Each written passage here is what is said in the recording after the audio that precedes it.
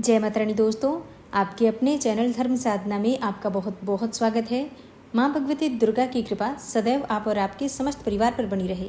दोस्तों, जन्माष्टमी का पावन पर्व मनाया जाता है भाद्रपद मास की कृष्ण पक्ष की अष्टमी तिथि को। मथुरा नगरी में कंस के कारागृह में देवकी की 8वीं संतान के रूप में भगवान श्री कृष्ण ने अवतार लिया था।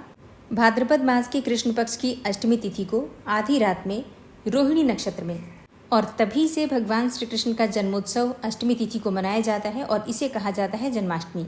और पौराणिक शास्त्रों के अनुसार भगवान श्री कृष्ण का ये जो जन्मोत्सव है 5251वां जन्मोत्सव है। दोस्तों, आज की वीडियो में मैं आपसे बात करने वाली हूँ कि भगवान श्री कृष्ण का जन्मोत्सव कब मनाएंगे, 26 अगस्त को या फिर 27 अगस्त को। अष्टमी तिथि कब प्रारंभ हो रही है, कब समाप्त हो रही है, और भगवान श्री कृष्ण का जो जन्म का नक्षत्र है रोहिणी नक्षत्र, ये कब से प्रारंभ होकर और कब समाप्त होगा। भगवान श्री कृष्ण की पूजा का सही समय क्या होगा, मतलब जो निशीतकालीन पूजा होती है वो हमें कब करना है। भगवान श्री कृष्ण के जन्म कराने का सही समय क्या होगा, चंद्रोदय समय क्या होगा, और व्रत अगर आप कर रहे हैं तो व्रत के पारण करने का सही समय क्या होगा। और यहाँ देखिए, कई भक्त हैं जो कि रात्रि में 12 बजे के बाद ही पारण कर लेते हैं, तो उनके लिए पारण करने का सही समय क्या है। और कई भक्त हैं जो कि अगले दिन यानी कि सुबह उठकर फिर व्रत का पारण करते हैं, तो ऐसे में सुबह अगले दिन व्रत खोलने का सही समय क्या होगा। और इसके साथ ही जन्माष्टमी व्रत के नियम और पूजा विधि की संपूर्ण जानकारी आपसे शेयर करने वाली हूँ, तो वीडियो को पूरा ज़रूर देखिए। अच्छी लगे वीडियो तो लाइक भी ज़रूर कीजिए, क्योंकि आपके लाइक्स, आपके कमेंट्स मेरे लिए बहुत महत्वपूर्ण होते हैं। यही एकमात्र जरिया है जिनसे मुझे पता चलता है कि आपको ये वीडियो अच्छी लगती हैं और आपके लिए ये वीडियो उपयोगी है। तो अगर वीडियो अच्छी लगे तो लाइक तो ज़रूर ही किया कीजिए। दोस्तों, जन्माष्टमी एक ऐसा पावन पर्व है, भगवान श्री कृष्ण का जन्मोत्सव एक ऐसा पावन पर्व है जिसका व्रत धारण करने से हजारों एकादशियों का पुण्य फल हमें प्राप्त हो जाता है। इसलिए अगर आप एकादशी का व्रत नहीं भी करते हैं तो भी आपको जन्माष्टमी का व्रत अवश्य करना चाहिए। शास्त्रों में कहा गया है कि आज के दिन अगर आप भगवान श्री कृष्ण की बाल स्वरूप की पूजा करते हैं तो इससे हर प्रकार के दुख समाप्त हो जाते हैं, समस्त प्रकार के दोषों से मुक्ति मिल जाती है और दरिद्रता समाप्त हो जाती है। किसी भी प्रकार की परेशानी हो उससे आपको मुक्ति मिल जाती है, और किसी भी प्रकार की कामना हो भगवान श्री कृष्ण की कृपा प्राप्त हो जाती है, तो समस्त प्रकार की कामनाएं स्वतः ही पूर्ण हो जाती हैं। तो पूरा प्रयास करना चाहिए कि इस व्रत को हम धारण करें।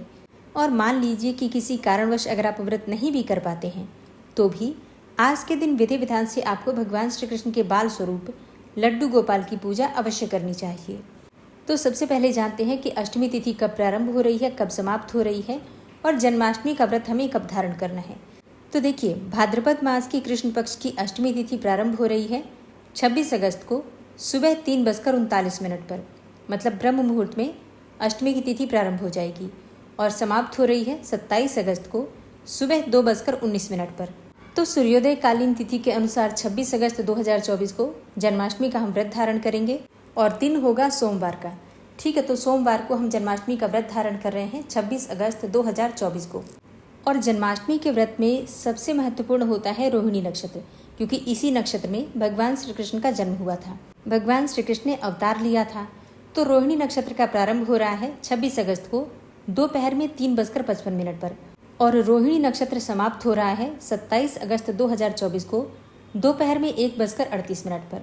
तो अब देखिए, रोहिणी नक्षत्र का जो शुभ समय हमें प्राप्त हो रहा है दोपहर से प्रारंभ हो जाएगा 26 अगस्त को, और पूरी रात्रि रोहिणी नक्षत्र हमें प्राप्त हो रहा है, और अगले दिन दोपहर में समाप्त होगा।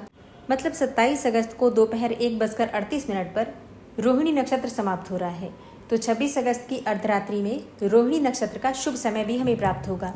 अब जन्माष्टमी के दिन जो सबसे महत्वपूर्ण होता है अर्धरात्रि में, मध्य रात्रि में भगवान श्री कृष्ण की पूजा का समय। देखिए, निशीतकालीन पूजा का शुभ मुहूर्त होगा 26 अगस्त को देर रात्रि 12:06 से 12:51 तक। अब देखिए, ये तारीख के अनुसार अगर आप देखेंगे तो 27 अगस्त में आ जाएगा, क्योंकि 12 बजे के बाद, रात्रि 12 बजे के बाद तारीख बदल जाती है। तो आप इसे ऐसे भी समझ सकते हैं कि 27 अगस्त को प्रातःकाल 12:06 से 12:51 तक भगवान श्री कृष्ण की पूजा का निशीतकालीन समय है। अब बात करें कि अगर आप भगवान श्री कृष्ण का जन्म कराते हैं, बहुत से लोग हैं जो कि खीरे में जन्म कराते हैं या फिर कद्दू में जन्म कराते हैं, तो उनके लिए बता दूं, मध्य रात्रि का वो क्षण जिस समय में भगवान श्री कृष्ण का जन्म कराना है आपको। तो 27 अगस्त को प्रातःकाल 12:28 पर भगवान श्री कृष्ण का जन्म कराने का समय होगा। जन्माष्टमी की रात्रि का चंद्रमा बहुत महत्वपूर्ण होता है क्योंकि चंद्रमा उच्च का होता है मध्य रात्रि में। मतलब भगवान श्री कृष्ण का जब जन्म हुआ था तो चंद्रमा अपनी उच्च राशि में थे, वृषभ राशि में। और इसलिए ऐसा कहा जाता है कि अगर हम जन्माष्टमी की रात्रि में चंद्रमा का दर्शन करते हैं और उनसे अपनी कोई भी कामना कहते हैं तो भगवान श्री कृष्ण और चंद्रदेव की कृपा से हर प्रकार की कामना पूर्ण हो जाती है। क्योंकि चंद्रमा को 16 कलाओं से युक्त माना जाता है जब वो उच्च राशि में होते हैं तो, और भगवान श्री कृष्ण के अवतार को 16 कलाओं से परिपूर्ण माना जाता है। इसीलिए जब चंद्रदेव का हम दर्शन करते हैं और उनसे अपनी कामना कहते हैं तो निश्चित ही हमारी कामना पूर्ण हो जाती है जन्माष्टमी की रात्रि में। तो 26 अगस्त को चंद्रोदय का समय होगा रात्रि में 11:41 पर। इस समय में चंद्रमा का दर्शन करना, उनका पूजन करना अत्यंत श्रेष्ठ माना जाता है। जन्माष्टमी के दिन भगवान श्री कृष्ण की पूजा तो होती ही है, इसके साथ ही व्रत भी धारण किया जाता है। तो अगर आप जन्माष्टमी का व्रत धारण करते हैं तो एक दिन पहले सप्तमी तिथि के दिन से ही तामसिक भोजन का त्याग कर दीजिए, जैसे कि लहसुन, प्याज, मांस, मदिरा का सेवन अगर आप करते हैं तो नहीं करना है आज के दिन आपको। इसके साथ ही आपको त्याग करना है मसूर की दाल का, और गाजर, मूली, बैंगन ये सभी चीज़ें भी सप्तमी तिथि के दिन आपको नहीं खाना है अगर आप जन्माष्टमी का व्रत धारण करते हैं तो। ठीक है, इस बात का आपको ध्यान सप्तमी तिथि से ही रखना है। सप्तमी तिथि के दिन महिलाएं जो है वो बाल वगैरह धो लीजिए, क्योंकि अष्टमी तिथि को हम व्रत धारण करते हैं तो कोशिश करना चाहिए कि व्रत में हम बाल ना धोएं। वैसे अगर आप बाल धोते हैं तो कोई दोष नहीं लगेगा, लेकिन ना धोएं तो ज़्यादा अच्छा है, क्योंकि व्रत में बाल धोना इतना शुभ नहीं माना जाता। इसलिए हम एक दिन पहले से ही बाल धो लेते हैं और शुद्ध और सात्विक भोजन लेते हैं। और ब्रह्मचर्य का पूर्ण रूप से पालन सभी को करना है। जो भी जन्माष्टमी का व्रत धारण करते हैं उनके लिए ये सभी नियम अनिवार्य हैं। और फिर जन्माष्टमी के दिन आपको प्रातःकाल जल्दी उठना है। उठकर नित्य कर्मों से निवृत्त हो जाइए और स्नान कर लीजिए। स्नान करके स्वच्छ वस्त्र धारण करके भगवान श्री कृष्ण की विधि विधान से पूजा आपको करना है, लेकिन उससे पहले भगवान सूर्यदेव को जल अवश्य दे दीजिए, क्योंकि शास्त्रों में ऐसा कहा गया है कि अगर हम सूर्य को जल नहीं देते हैं तो इसके बाद हम कोई भी कर्म करें, कोई भी पूजा पाठ करें, हमें उसका कोई भी फल नहीं मिलता। इसलिए सबसे पहले अनिवार्य है भगवान सूर्यदेव को जल देना। इसके बाद अपने घर के मंदिर में शुद्ध घी का एक दीपक जला लीजिए और अपने व्रत का संकल्प ले लीजिए। और हाँ, अपने घर के मंदिर की साफ सफाई, या फिर अगर आप भगवान श्री कृष्ण के लिए कोई चौकी अलग से लगाना चाहते हैं, कोई झांकी बनाना चाहते हैं, तो ये सभी कार्य आपको एक दिन पहले से ही कर लेना चाहिए। मतलब घर की साफ सफाई, मंदिर की साफ सफाई, ये सभी कार्य आपको एक दिन पहले करना है, ताकि आप जन्माष्टमी के दिन विधि विधान से भगवान श्री कृष्ण की पूजा कर सकें और बहुत सारा समय आपका घर की साफ सफाई में ना जाए।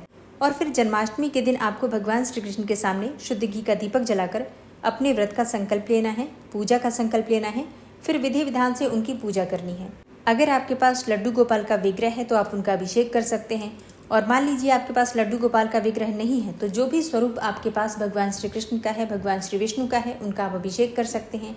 फिर विधि विधान से भगवान के बाल स्वरूप का ध्यान करके उनकी पूजा कर सकते हैं। सुबह की पूजा आरती करने के बाद आप चाहें तो फलाहार कर सकते हैं। वैसे कई भक्त हैं जो कि ये व्रत निर्जल भी धारण करते हैं, तो जैसे भी संभव हो व्रत अवश्य कीजिए।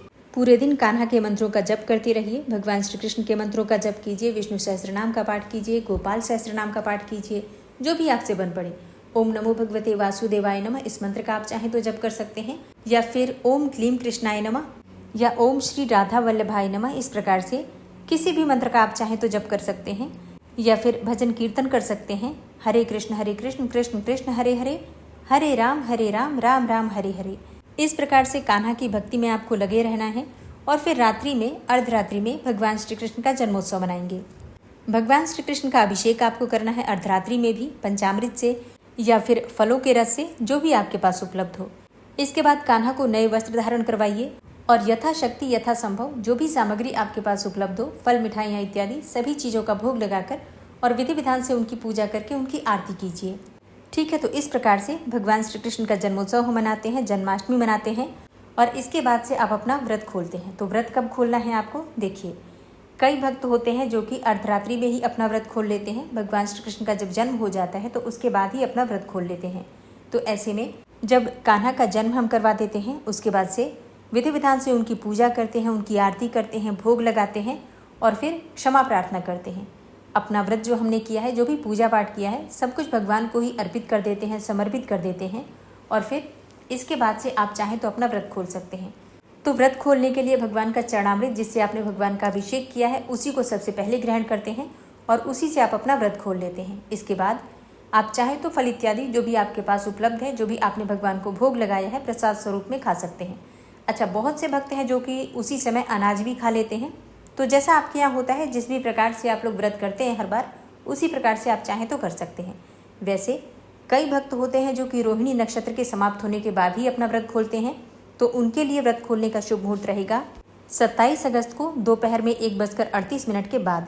मतलब जब रोहिणी नक्षत्र समाप्त हो जाएगा दोपहर में 1:38 पर, तो उसके बाद आप अपना व्रत खोल सकते हैं। जब भी हम जन्माष्टमी का व्रत खोलते हैं, चाहे आप किसी भी समय खोलें, व्रत खोलने के लिए सबसे पहले भगवान का चरणामृत ही प्रयोग किया जाता है और उसके बाद भगवान को जो हम भोग अर्पित करते हैं उसे प्रसाद स्वरूप में खाकर जन्माष्टमी का व्रत खोलते हैं और इसके बाद से शुद्ध और सात्विक भोजन ग्रहण करते हैं। जन्माष्टमी का दिन अपने आप में एक बहुत ही विशेष होता है। इस दिन बहुत सारे उपाय किए जाते हैं। किसी भी प्रकार की कामना है अगर आपकी और आप कोई भी उपाय करते हैं इस दिन, तो निश्चित ही आपकी कामना पूर्ण होती है। तो आने वाली वीडियो में आप जानेंगे कि जन्माष्टमी के दिन अपनी कौन सी कामना को पूर्ण करने के लिए कौन सा उपाय करना चाहिए और किस मंत्र का जप करना चाहिए, जिससे कि आपकी किसी भी प्रकार की कामना हो पूर्ण हो जाए। तो आने वाली वीडियो ज़रूर देखिए। आज की वीडियो आपको कैसी लगी कमेंट बॉक्स में ज़रूर बताइए। वीडियो अच्छी लगी हो तो लाइक कीजिए, शेयर कीजिए और चैनल पर पहली बार आए हैं और अगर अभी तक आपने चैनल को सब्सक्राइब नहीं किया है, तो आज की वीडियो अगर आपको अच्छी लगे तो चैनल को सब्सक्राइब करके बेल आइकन को ज़रूर प्रेस कर लीजिए। इससे ये होगा कि इस चैनल पर जो भी नई वीडियो अपलोड होंगी उनकी नोटिफिकेशन आपको सही समय पर प्राप्त होगी। मिलती हूँ मैं आपसे अगली वीडियो में, तब तक के लिए जय श्री राधे।